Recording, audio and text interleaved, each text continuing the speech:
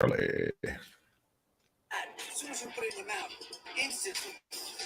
I guess another good white man has been canceled. That Yeah. gentleman who owns the Phoenix Suns. What's his punishment again? He probably will make about $1 billion. That's right. Yeah, he's gonna be forced to take $1 billion in somebody's money. Please, somebody cancel me. All right, sharing now.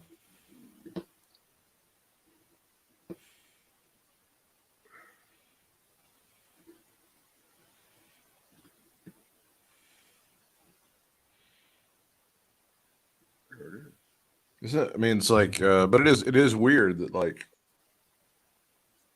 in this situation where, and I think eventually David Silver and Lee are going to claim victory, even though they really didn't do anything, and people got pissed off when they didn't do enough. But then again, your punishment again is here's $1 billion, go away. Well, and that's supposed to be something. Well, but we don't put people in prison for speech. No. Okay, what do you want? What do you want? No, I'm okay with it, but again, for those that are like bemoaning the idea that, oh my God, what they've done to this poor man and drag him through the mud. So you're okay with Trump ripping off the system all these years, but you want to go after this? That. You are so inconsistent. I've said that. I've said many times, leave Trump alone. You say it all the time. I know it. I know where you're going. I post about it. My life is real. I've got T-shirts. Leave Trump alone. Yeah. You're that little crying guy on the floor, right? That's me.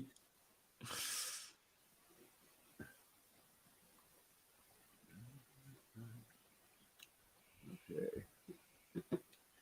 This is the Brad and Britt cast. We're live in the 1:30 hour Eastern time this day, and each day, Monday through Thursday, except when we don't feel like it. Right. Next week, we don't feel like it at all.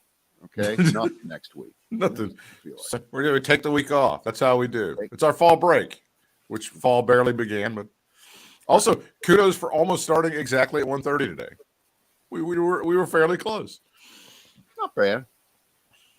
It's not bad. All right, hey, I got a good list here. All right, let me get over to the app so I can start writing some of these things down. Go ahead. Trump. It's always true what they say about him, except one thing. It's always worse. And the hits just keep on coming. Rabbi Shmuley turns on Dr. Oz. Oh, no. When was the last time you heard about Rabbi Shmuley? Don't hear about it. It's been a minute. It's been a minute. And why is Herschel Walker ahead in Georgia? Yeah.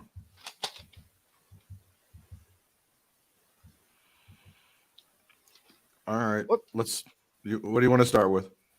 And we could talk about the president at the UN, but I think we'll let that one go. That one kind of speaks for itself. I mean, I don't think we're on the brink of nuclear annihilation. Putin. Nobody puts Putin in the corner, so he threatens the world with nuclear war. That's not going to get him very far. But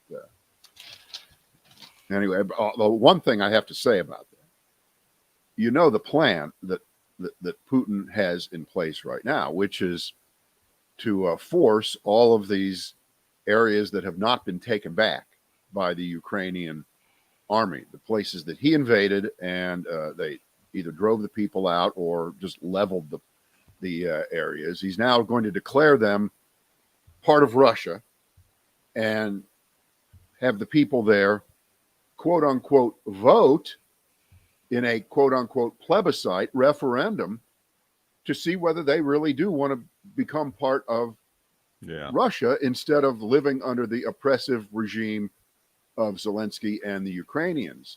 And so just by chance, if the vote goes in favor of, yes, we all want to be part of Russia, we're sick of Ukraine, then Putin will then turn around and say he's just defending Mother Russia in these areas that he overran. That's our territory. They voted. They wanted us. That's our place. Right? Now, what I'm really waiting for, I'm waiting for the world's renowned expert, number one in the world on fake elections, rigged elections, to speak out against this Trump. Who nobody knows more about rigged elections than he does, right? Right? So should he be the first one to call bullshit on, or maybe, just maybe, the Russians do run above board legitimate elections. It's America that has all the fake elections. Sure. That's it. The other big news out of Russia is he's got a mobilization of like 300,000 troops because things are going so well in Ukraine.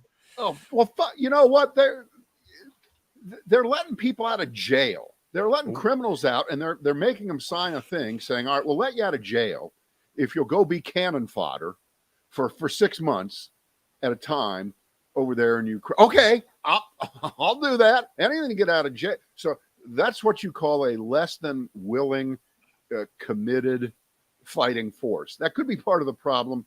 Again, not a military guy. I'm just thinking that when at camp or when you're out with your friends and so, all right, we're going to do this voluntarily, whatever we're doing voluntarily, and then everybody steps back and you're left there standing. You didn't volunteer. It's that kind of thing. What right? is the narrative that he's feeding these people? I mean, it's kind of falling apart because even on Russian television, like official state Russian television, there are people that are criticizing him and saying, this war is not going so great. Right? Well, we hear that. Yeah. It makes us feel good. It makes us believe that it's penetrating through its things are going to change. They're going to overthrow him. And until it happens, this is just like with Trump, right? This is 6 years of shit with Trump. This is going to do him in. Finally, everybody's going to realize it, and it never does until it does. Mm-hmm. And it might start happening sooner than we think. About an hour ago, as the crow flies over our respective microphones, the Attorney General of the state of New York read off a litany of charges against the Trump family that, by any measure, was just extraordinary. The shit that Trump and his family have done, which a lot of this is already known. We've known for years that the game was, when it came time to value something for tax purposes, if the place was worth $10 million, he'd tell the folks that are in charge of valuing things for it's really worth $2 million. He'd go 1 to 5, right, in the wrong direction, so he'd pay less tax. And then when it came time to value these for insurance purposes, they'd go through the roof. The $10 million place was worth $50 million, over and over and over again. And that's just part of it. So the kids are involved. And, Britt, I don't know about you.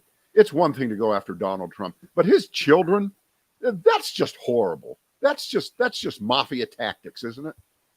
So wait a minute. You're accusing the New York Attorney General of mafia tactics? Is that what you're absolutely? This is over the line. This is you don't drag a man's kids into this. That's the greatest. So you completely, the guy who actually uses mafia tactics and has dealt with the mafia, he's accusing the person going after him of being the mafia. That's classic Trump. It's a turnaround. Britt, they've already sent out the tweets. This is political. This is to stop it. God Almighty, on and on it goes. Now I know you look at Mediaite and their top story, and God bless them for doing this, for having all the technology to make sure they capture all the bullshit on Fox, because you do have to have the ability to catch them 24 hours a day, because you got to catch them in what they're doing. And when all the networks went live with the Attorney General of New York running through the list of crap that Trump is accused of and his family, they all stayed with it all the way through. And it was, you couldn't keep up with the number of things that Letitia James, the Attorney General of New York, was saying. And over on Fox, not only could they not keep up with the number of things that were being said about Donald Trump and his family. Remember, these are civil charges. They're not going to go to jail for this. What would happen if the prosecutors down in the Southern District pick up on this and really charge them directly with what Letitia James uncovered as the Attorney General of the state of New York, is that they would never, ever be allowed again to operate as a business in the state of New York. Certainly couldn't be officers of any corporation or anything of that sort. And Don Jr.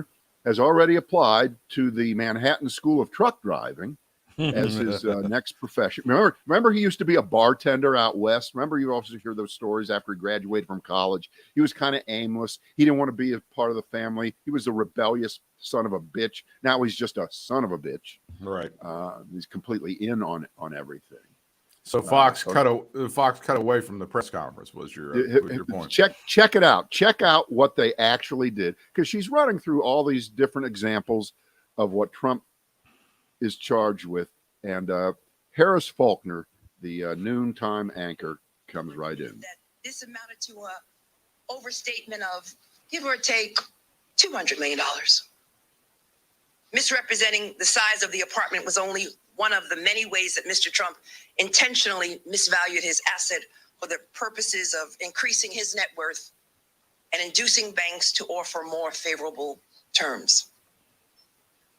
Mr. Trump also routinely ignored legal restrictions on development rights and marketability on properties that would significantly decrease property values.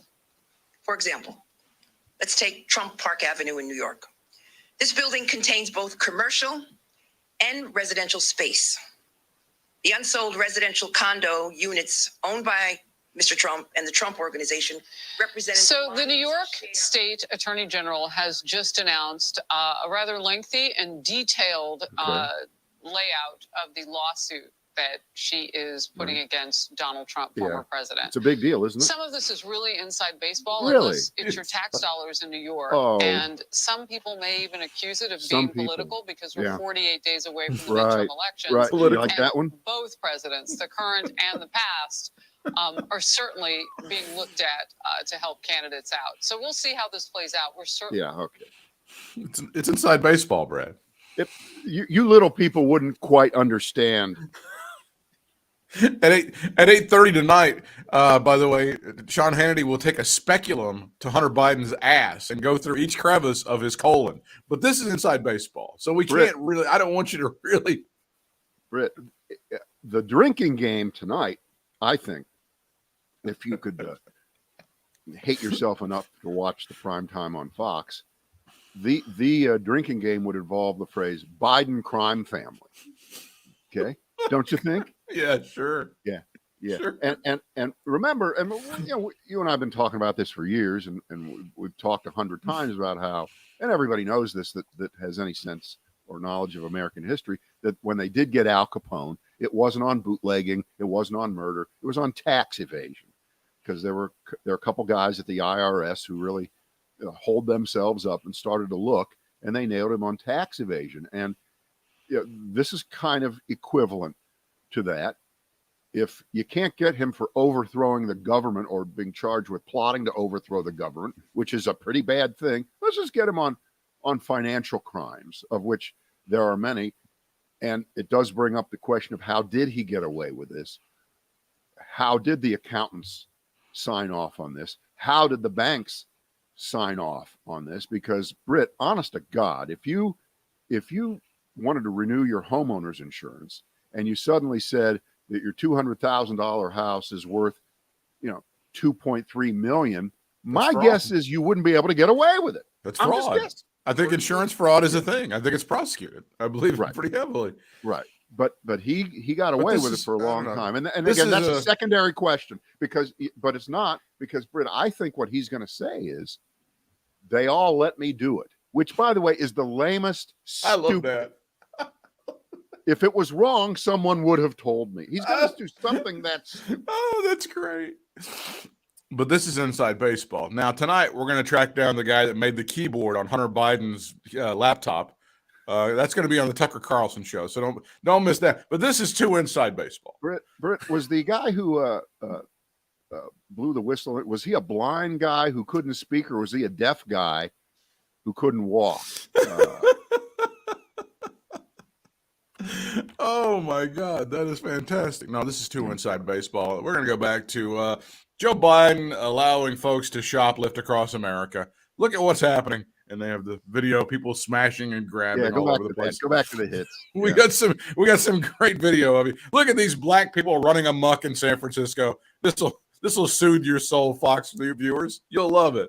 So did you get a kick out of the special master guy up in Brooklyn? Basically, just calling out like, what the Trump's fuck are lawyers, you guys doing? all of whom are afraid to lose their licenses if they lie directly, if they say things that they know are not true, which they know things that are not true, that are willing to be floated out there in the public, but you can't say them in court.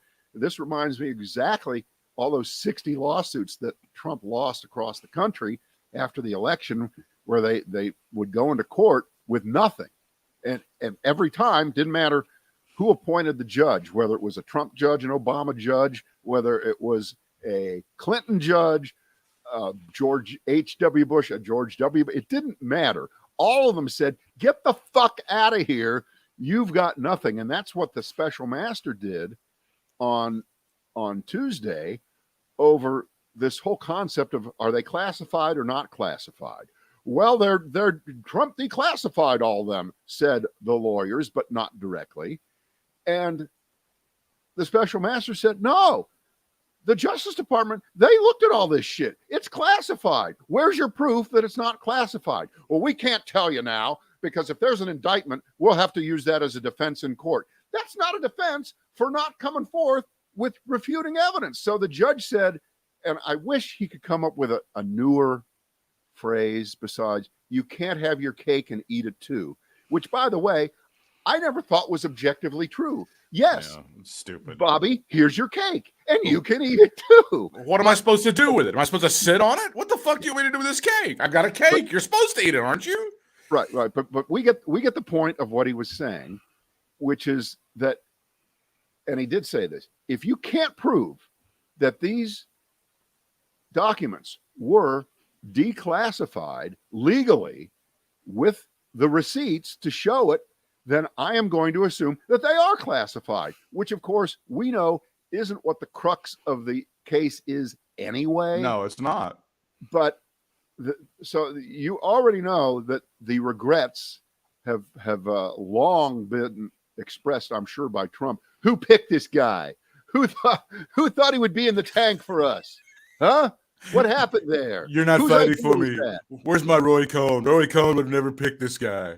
Well, here's the problem. Roy Cohn was never a federal judge. You know, at various points during this little meandering fiasco of a law journey, they've just had people that have gone. And basically, what the special master is saying is, what the fuck are you guys doing? That's basically what he's saying. This has nobody. It's almost the episode of Seinfeld when Kramer shows up at the office and starts working for that business for a while, and finally he gets called like, this really, I can't really keep you on. There was one judge that goes, this doesn't even follow the format of a filing that you're supposed to have. If you can look on the website, you might get an idea of what you guys should have done. At various points in time, people have pointed out this legal team really doesn't know what they're doing. And that's essentially what the special master is saying to them. It's like, you guys, this is not, you're not even playing by any sort of rules at all. You showed up to the football game with a couple of baseball bats and a hockey stick. That's essentially what the special master is telling this gang of ne'er-do-wells that are representing Donald Trump, the ones that are left that will actually represent him. Oh, and by the way, I was thinking this, maybe I'm asking a question that is already answerable or has been answered or it's already known. Who's going to defend Trump in New York against these charges if they're filed, all the financial crimes that he's accused of? Because again, the difference between what just happened today, Wednesday, at the podium where the Attorney General of New York, who, by the way, Trump has called a racist for coming after him. Have to remember that. Yeah. The difference between this is not a case where, okay, well, she says this, and now there are all these other witnesses who are going to say that it's not.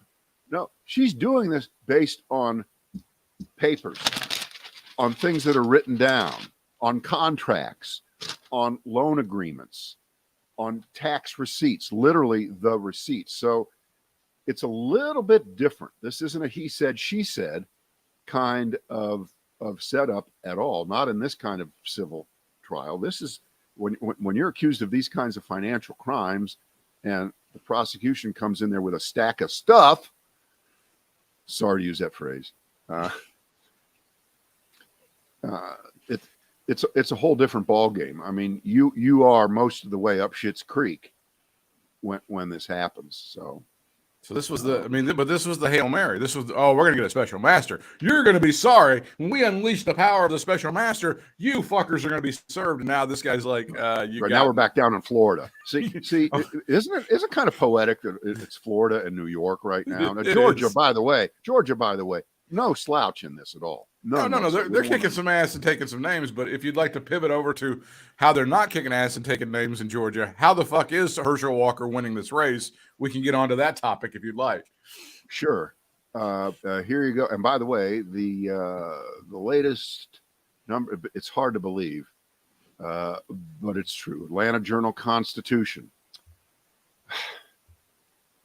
Statistically, they're deadlocked. This is Raphael Warnock, the incumbent, right, and Herschel Walker. But Walker does have a 2-point advantage, 46-44. It's within the margin of error. By the way, in the governor's race over there, Brian Kemp, 50-42 over Stacey Abrams. What can you say? Yeah. Hope it can close that. Hope it can get that done. You know what, Britt? This is going to be all about turnout. I thought of that. You think is that what it's going to be? But I got to write this down. I've never heard that before. All right.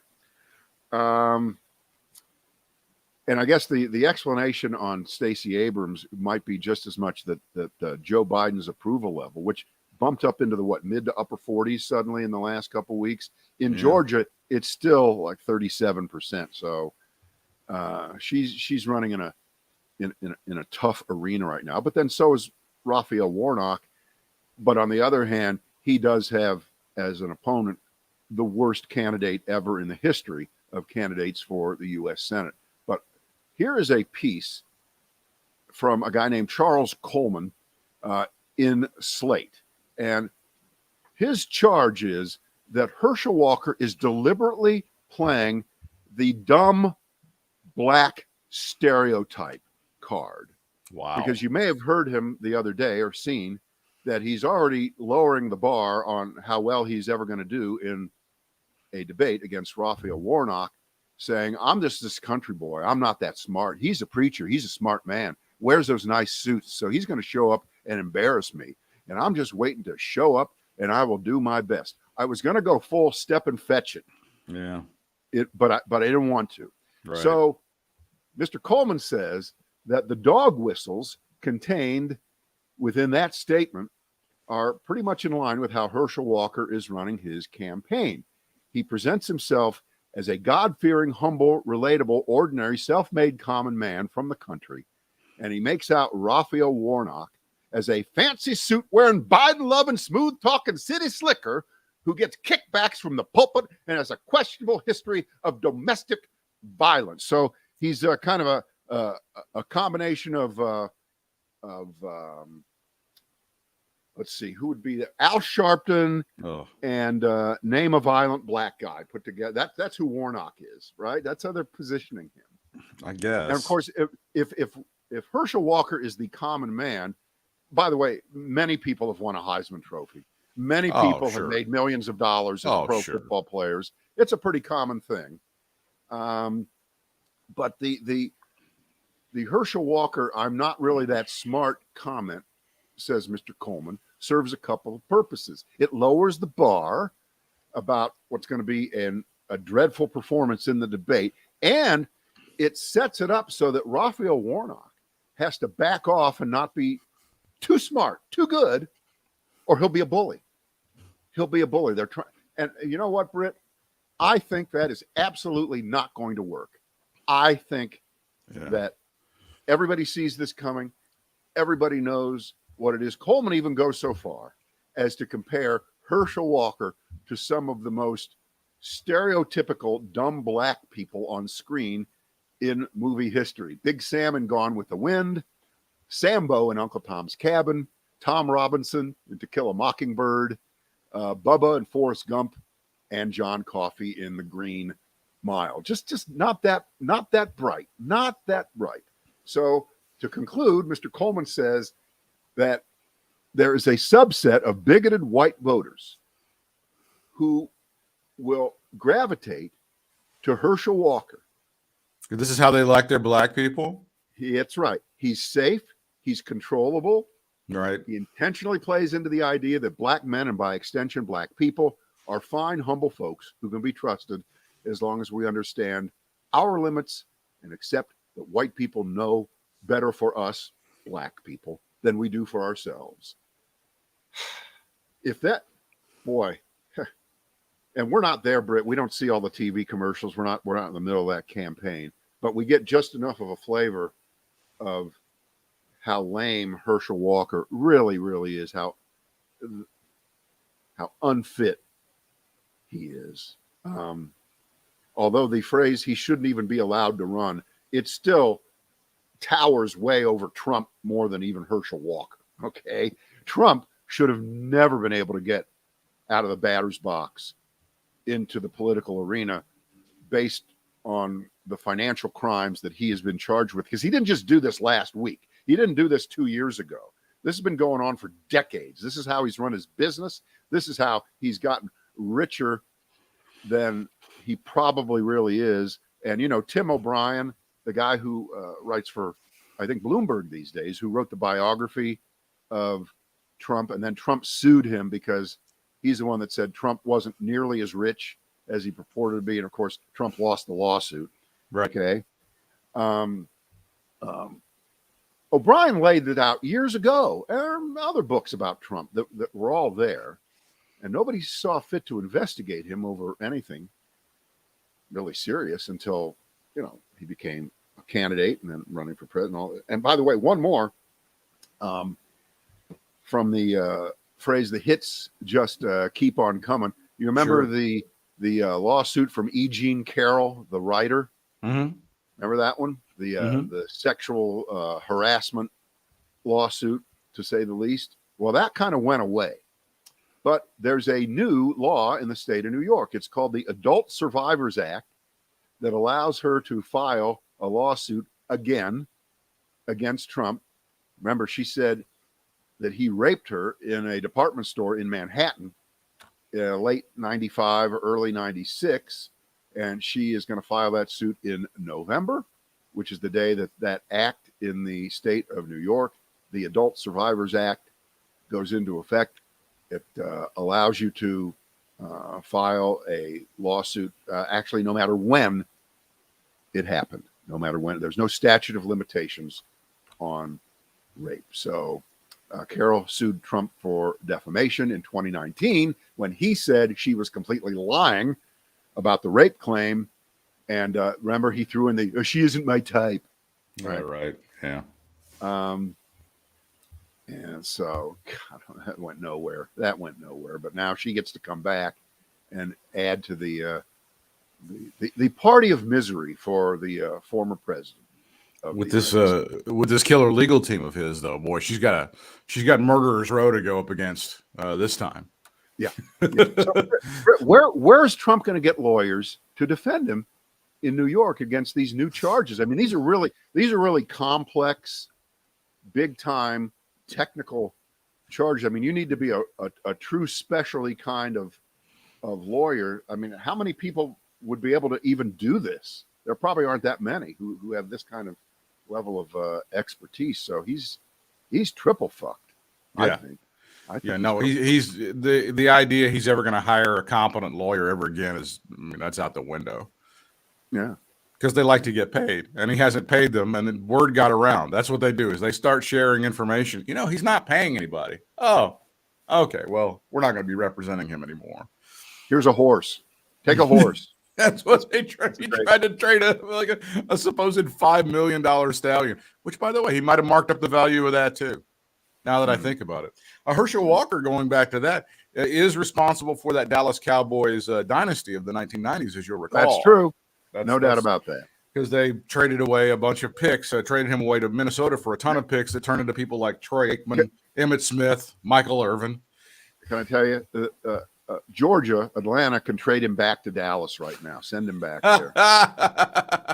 Send him back there. All right. How about Rabbi Shmuley turns on Dr. Oz? Yeah, let's talk about this, that Pennsylvania race for Dr. Oz. Again, it would seem impossible that he's going to win, but he is within striking distance of Fetterman in that big Senate race in PA.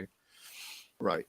I guess this is probably all going to hinge on how Fetterman does in a live debate, because, of course, the charge is, the tone is that he's a stroke-addled, incompetent, drooling lump of protoplasm who is not fit to serve in the U.S. Senate.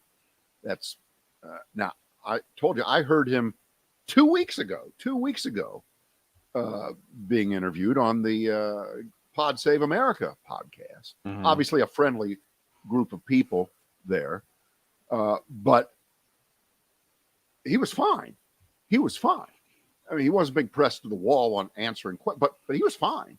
Mm-hmm. And that was 2 weeks ago. And my bet is that he'll do just fine in a debate. And if you think that the pressure might be on Raphael Warnock not to obliterate and turn into a piece of meat Herschel Walker by being smarter than him and meaner to him than he needs to be, with Oz, I think you run even a more difficult risk level here, because he's a doctor.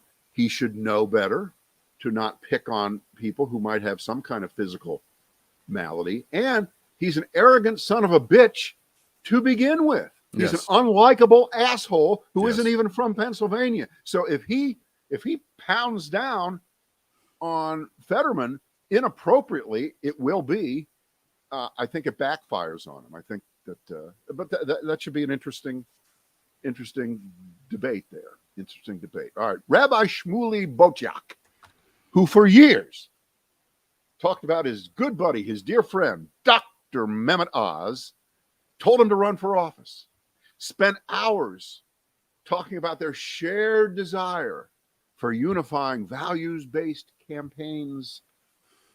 Life will be good. Dr. Oz, you must run. You are my friend. Now he's disgusted. Here's the quote from Rabbi Shmuley. The man running for Senate is not Dr. Oz. This person is unrecognizable to me. Now remember, Rabbi Shmuley is an Orthodox rabbi, very Orthodox rabbi. And you know, he's got the values thing down. Say what you want about him, but he's got the values thing down. Botiak says that Dr. Oz has reduced himself to an election-denying, genocide-denying caricature of an extremist. Boy, that's kind of redundant, isn't it? Mm-hmm. This is in a piece in Rolling Stone.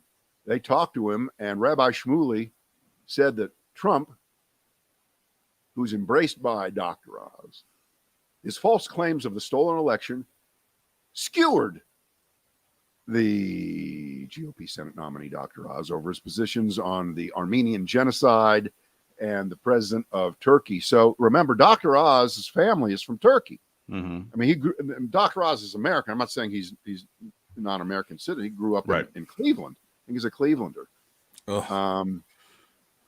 So there's all kinds of cross currents going there. But to me, this looks like a small story. But in both Philadelphia and Pittsburgh, you have a lot of Jews.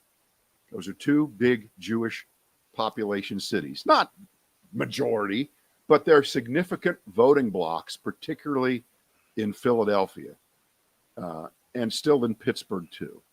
So every little bit matters. Every little group matters. And if you lose these kind of slices, it's going to hurt. So it's just, you know what, this was just one for us to file away in our heads to see how things come out. Because we know, of course, we can always, endorsements don't mean anything. They don't until they do, right? When you got leaked emails saying the guy's a complete fraud, I mean, there's something. There has to be something there. Yeah. The news of this day, this is breaking, a surprise to no one. The Fed has raised interest rates again, 75 basis points. This should have been priced into the market. I thought most people had already kind of done this. No. Nothing is priced. That's a cliche that probably needs to be expunged because nothing is. There was like a minuscule chance it was going to be a half a point. There was like less than 5%, right? It was always going to be the 75 basis points, right? Right. 7 minutes in, Dow down 220. So, it doesn't mean anything. It doesn't matter. It doesn't. But now they've said that after 99 days of falling gas prices kind of stopped falling, and maybe that effect on the economy may have eased off a little bit. Inflation's going to be something. Hold the phone here. Wait. Yeah. 99 days in a row, right? Yeah. One day. Yeah. One day. Yeah. And now Joe Biden is back on the hot seat over. Is that right?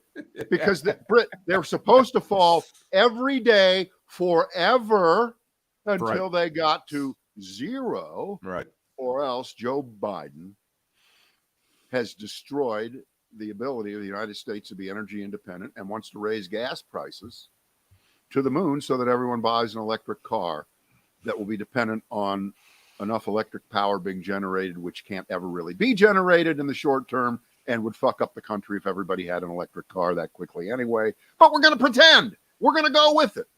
That's pretty fun. And again, I'm going to complain about the way that this story is being reported. I heard it yesterday. 98 days in a row. Finally, gasoline prices stopped going down yesterday. The average price is, I think they said across the country now, $3.68, which is down 50 cents in a month, but still up over a year. They completely dismissed the drop from where it was to where it is now and used the fact that it's plus 1 cent or stopped going down to make you remember how low it was at a certain. So it can't go low enough. The price under Joe Biden cannot ever go low enough to where, it won't ever mean anything. It can't, because the narrative is in there and the stickers are on the gas pumps, right? Can't change.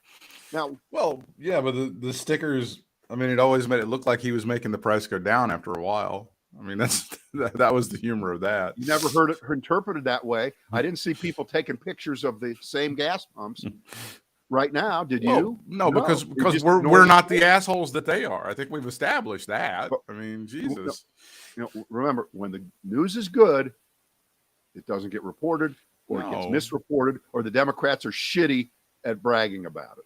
Right now, again, good news for America is bad news for Republicans. That's the deal. Oh, but yeah, I guess you're right. Maybe it wasn't priced in the market. I'm showing, for those of you that are watching, I'm showing. Can you tell when the announcement was made? Is it possible to tell on that view of the Dow Jones Industrial Average? With all due respect, on these days, whatever you see in the first 10 minutes after an announcement on an interest rate, it seldom matches up with the way it will be perceived the rest of the day and then in the successive days. Because honest to God, Britt, yes, the 0.75 was the consensus. Everybody knew it. But Britt, that doesn't matter. It's what the Federal Reserve Chairman says. Right. It's his attitude. Right. It's his projection of how things are, or it's his perception of where things are, because he's going to get all these different kind of questions in the next hour and a half. And I guarantee you, if you want to be a complete wonk, I don't know any of those people. Inside baseball.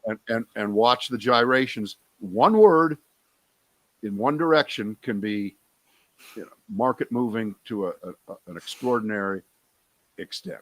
Extraordinary. So don't go by the first 10 minutes. We really shouldn't do that. We're on a podcast, I do, but it does, again, the idea of something being priced in the market really should just go by the wayside. We should never use that phrase again. Yes, everything, nothing, right. Yeah. By the way, are Putin's nuclear comments priced in the market? I don't think so. But if he launches a nuclear weapon, they'll get priced into the market Yeah, pretty quickly. This doesn't mean anything. We were talking about this before we went live. The Phoenix Suns and the Mercury, that's the WNBA team in Phoenix, the owner, Robert Sarver, has decided he is going to sell his franchise. This is following the NBA admonishing him with a 1-year suspension and a $10 million fine for allegedly using racist and misogynistic terms over a period of a while. He denied all of this and said he was only repeating the N-word 158 times. After that decision came down from the NBA last week, there was hold on. Can I ask you a question? Was he claiming I was just reading what George Carlin, what Richard Pryor said on his album. No, I was just 1973. I was just reciting Kanye lyrics, I believe is what he was going with to update it. He wasn't really playing that card, was he? I think it was like he was just repeating what he was told. I think that was really kind of his defense on that. So after the NBA handed that sentence down, and some people went, well, that's not really, I don't think that's okay. And then some prominent players like LeBron James and Chris Paul decided, yeah, I don't really think that's a good punishment. And then PayPal said, we're going to yank our sponsorship from your team. He has decided that he's going to punish himself by receiving $1 billion or so for selling his franchise. And of course, this will be seen by tonight on Fox. Another good white man has been canceled, Brad. Another fantastic white guy has been canceled. And forced to walk away with a profit of, who knows? I don't know how long this guy's owned the team, but it doesn't matter. You own major league sports franchises. They've only gone up in the last 100 years. But the shame that's been cast upon him, he can't stride to courtside and pretend that he is a 21st century plantation owner, Brad, with his multi-million-dollar slaves. Let me make the connection here. Let me make the bridge, okay? Because Trump is way worse than this guy. Can we agree on that? Oh my God, yes, way worse. Okay, so we have two rich white guys. All right, Trump allegedly rich. We may have to start using that word, allegedly rich, because it's all a fraud. Sure. Everything he has is a fraud. But okay, two rich white guys who have for the most part in their entire lives escaped accountability probably for anything they've done. I don't know who this guy is. I've never followed him, but he's got a lot of money. He couldn't have bought the team originally without having a ton of money. Right. So he's made it big time.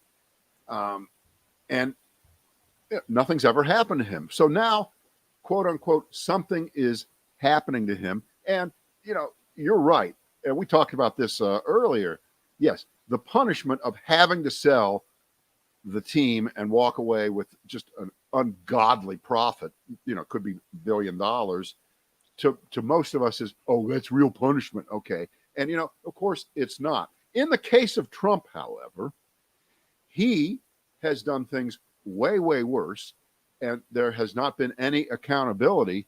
But the difference is Trump really apparently allegedly has done things that are able to be prosecuted in the courts of law of our country and will pay a true legal price, in addition to, if you want to make the fact that the judgment in New York could be that they can never work in a public corporation again as officers. They basically can't make a living doing what they were doing when he's found guilty of all this shit. Maybe you can call that equivalent to making the guy sell the team, although it's not, but it's as close as we've got, kind of white collar solution to the problem here. And since we don't put people in jail for using the N-word or being racists, it's just not a crime to be a racist.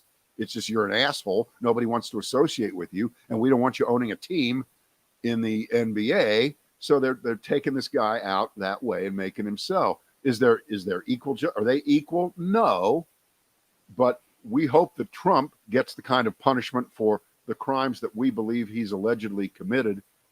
And we see what's happened in sports. This is not the first time. You got Sterling with the LA Clippers. You got Jerry Richardson with the Carolina Panthers. And they've all walked away with huge profits. That's all you can do to people for being assholes.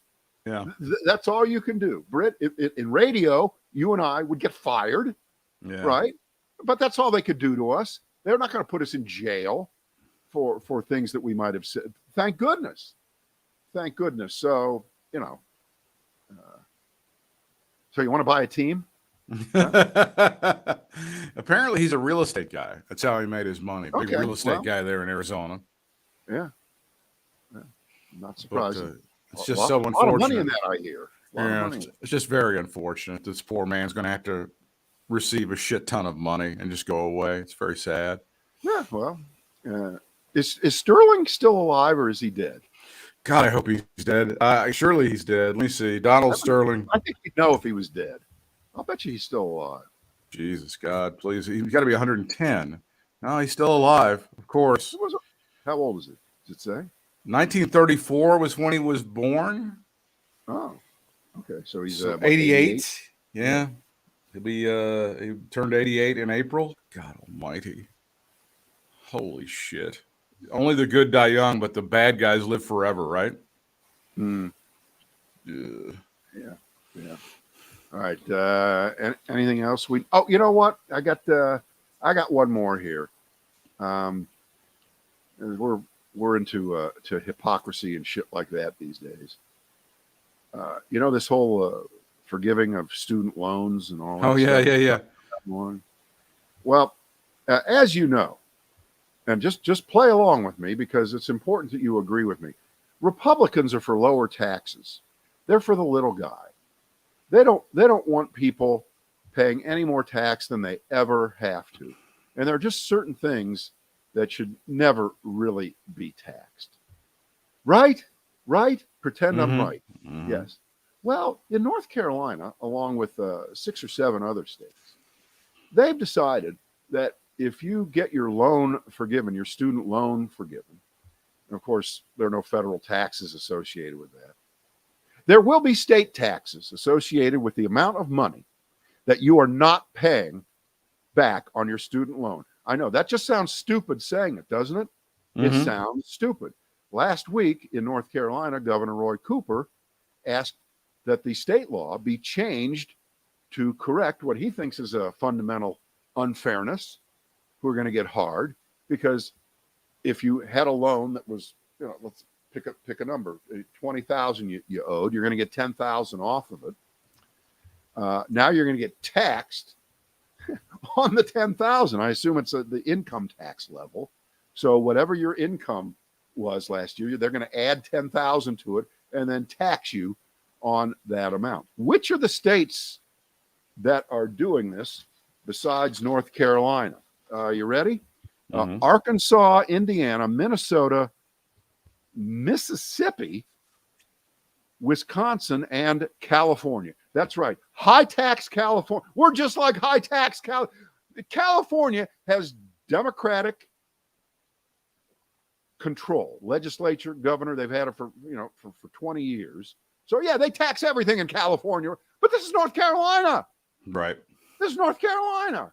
Right. We believe in freedom. We're the number one state as ranked by CNBC for business development. We are number one. People want to come here because the combination of the beauty of North Carolina, the fact that we still have the ACC headquarters in North Carolina. Yeah, we didn't lose it. Creeping south, but it's still here and will be here. And other great things. We're number one in that ranking. This is just punitive shit. And of course, that's because the leaders of the Republican legislature refuse to want to get in there and change the law. They want to punish people because Republicans are against loan forgiveness in general. This is one way they can still screw them. If there are states like North Carolina that had this shit on the books, they're not going to change it. And the comparison is made to the PPP loans during the pandemic, and they were tax-free, right? They were tax-free. And so Phil Berger, who's the leader of the House, right? Or he's the Senate guy. I can never remember which one. He's the Senate guy. Never remember which one is running which one. But his excuse that the PPP loans that were tax-free is because that was an emergency situation. I see. Okay? That was an emergency situation. This is different. This is a political move by Biden, and we're not going to give anybody a break who's benefiting from anything that Biden has done. That's how punitive and how small these guys are in North Carolina. And if Roy Cooper is not the governor in 2 years, which he won't be, there damn well better be a Democratic successor to him, and there better not be a full Republican legislature fucking around with this stuff. Yeah. Or we'll be in trouble. But this is nasty to do to people, isn't it? Oh yeah, no, but there's nothing too punitive. they'll do anything. See you guys tomorrow to finish up our week.